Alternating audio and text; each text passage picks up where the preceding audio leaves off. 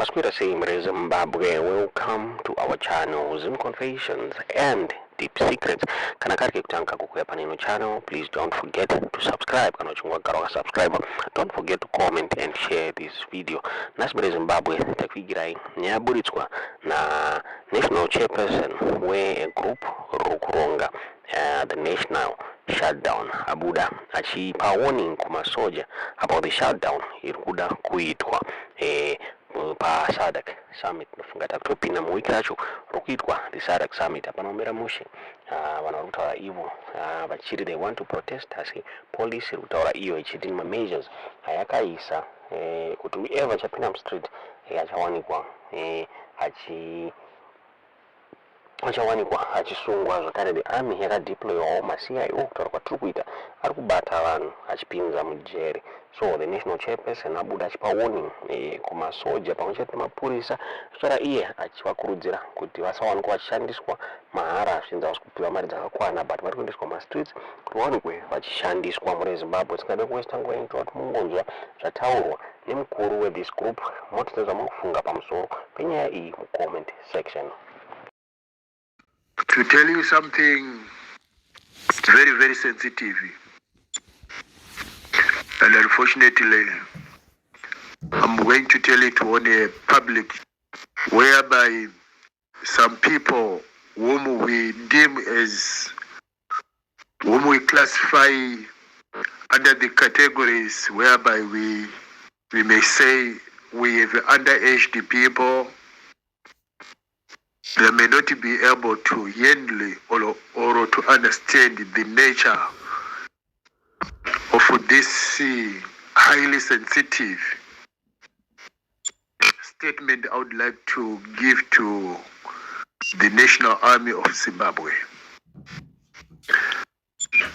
Let's put aside the fact that you guys within the Zimbabwe National Army, within the ZDF, Zimbabwe Defense Forces, let's put aside the fact that you are underpaid, you are also abused, you work under a captured institution of the state. But I have this to remind you, but I believe most of you guys within the National Army, you do not know these secrets. You do not know that the Libyan leader, that guy further down there in West Africa, before he was toppled away by the American forces, guess what? Let me put it in my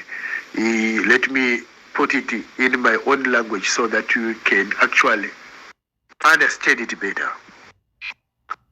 Zapepe pakarowa Gaddafi ku Libya. Pane nyika mbiri dzemu Africa dzakasaina. Murikunzwisisa, pane nyika mbiri dzemu Africa dzakasaina kubvumirana neAmerica kuti Gaddafi arowe ku Libya. Murikunzwisisa zvandiri kutaura izvi? And the ZPF knows what I'm saying is the truth. So, zvazvakange singakwanisiki kuti an American power coming all the way from another continent can come to the continent of Africa and attack one African country. It doesn't matter how weak you are, because it attracts other superpowers in different corners of this world, be it China, Russia, whatsoever, to start, and other nations. You know how it works, right? I believe so.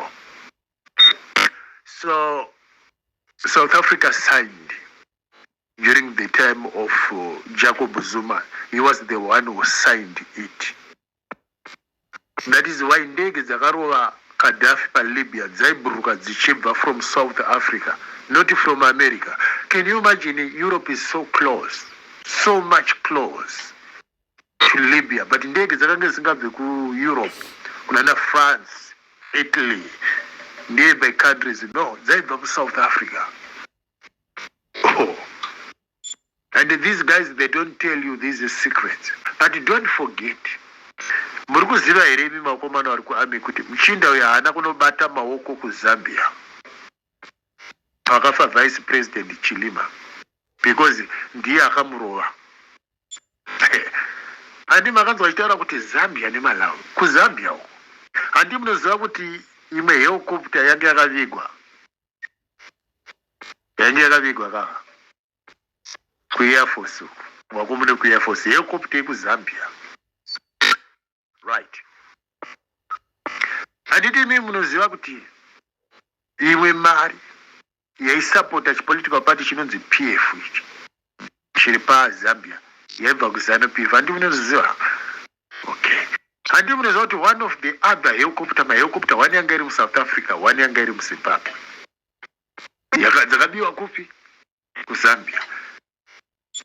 Handi munoziva kuti akanga asingadi kuti ikainde Chilema uye apinde paZambian president. Handi makanzwa vachimboti Zambia muri kuisa bhesi reAmerica imomomo muda kuti kwazisa muda kudedede. Vari kuziva kuti any two African countries they can sign up kuti Zimbabwean army irohwe. Manzwisisa wakomana vari kuarmy. Imimi manje azviite kuti muudzwe. Munoudzwa kuti defend your country ndo basa ramakapindira kuti muzive kuti you are defending my criminal. Kana hondo yamuka vakuudze izvo zveZANU-PF. Vanongotizisa vakadzi vavo nevana vavo. Imi midhi munopinda bhizi. Munofira mahara. Hakusi kutanga kuti masoja eZimbabwe anofira mahara anochekereswa. Muri kuziva yakabaitika uko. Kuti vanhu varohwena namatsanga paMozambique apa. Maikanganwa.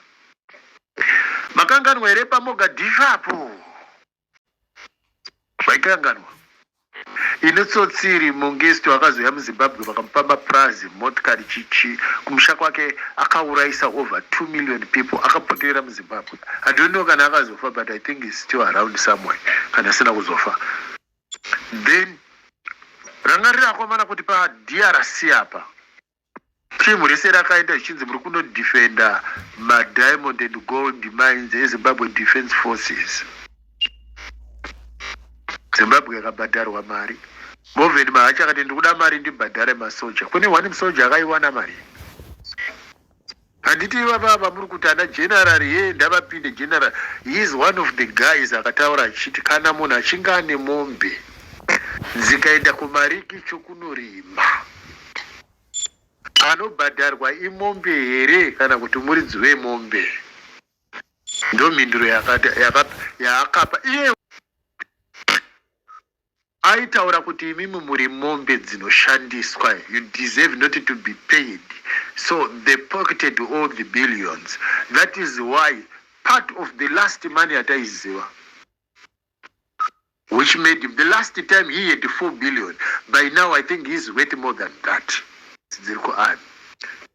I'm sorry kuti mune vanhu vadinge vakunzwa this first hand information, but me being the chairman of the national shutdown, being the chairman of Zimbabwe, vamwe havanzwisise kuti zvinorevei.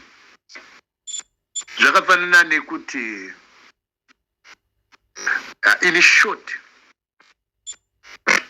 Secretary of State, maybe makambonzwa kuna naAmerica uko kuti ana Paul vachiri ma-Secretary of State. Ziso renyika, in short, zvinoita kuti ziso renyika nenzeve dzenyika munhu anogona kunzwa maningi nokuonesesa maningi. Secretary of State. It doesn't mean you are the president or the prime minister. Zvinongoreva kuti uri ziso renyika uye uri nzeve dzenyika. So I'm here to tell you this, that imimi vakomana entime munogocheswa, munoiswa pabrai, munoainwa zvakanaka. So munangagwa nezveziva. So because South Africa signed kupiswa kwana Gaddafi, don't forget kuti muna gore ra 2001 the same ANC yakanyora a referendum of understanding Mugabe achiri kutonga yekuti ANC and ZANU-PF chachino the same referendum kuMozambique tunde tukuvhure mafaira. Now imimi wafana imimi I know kune vamwe vakuru kwadiri this ZNA or ZDF. Let's excuse him a statement aya ndekudza vanhu vese vasiri maZimbabwe nabanda piri vandakakudza. I never lied. This I swear I never lied about nemiwo munotondipuporera mamusingazviziva vamwe vacho pandakakudza ichokwadi handiti. Team yes ana very respect kuti matsotsi ndana banda watu ana piri team yes. Let's put it aside. Let's put it aside. So I'm here to tell you guys, you within the National Army kutokumanaka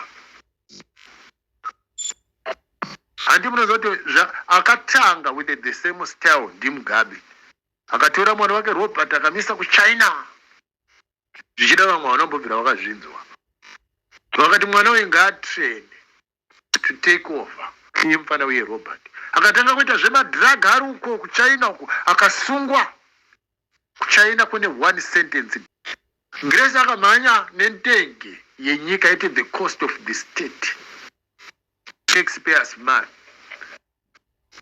vakanonegotiate ne-government yeChina to pay a pretty sum of money.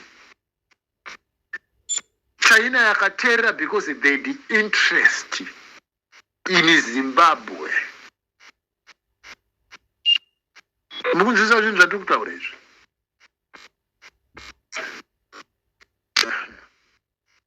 Mukunzisa zvandiri kutaura izvi. Munoziva kuti mufana weRobert aitrainwa advanced kuti agova the army general.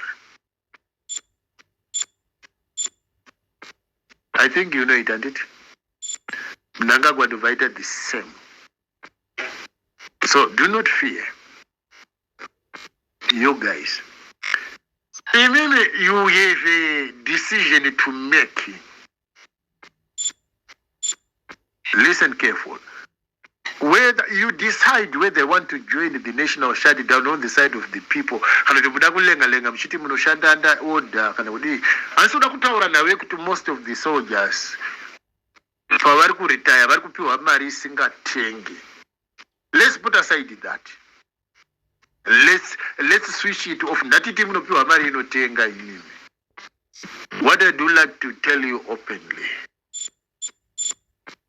there's a good thing. Even if a nation shut it down, but the smoke mukugochwa and vanhu vachakupisa vachabva nepamavirira sazoti ndakati vari kubva kuZambia kana kuAmerica.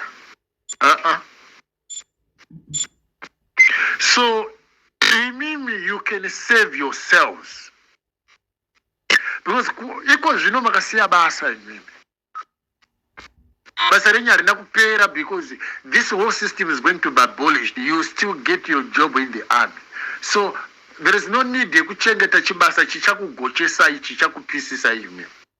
Why don't you protect your lives and your family loves you?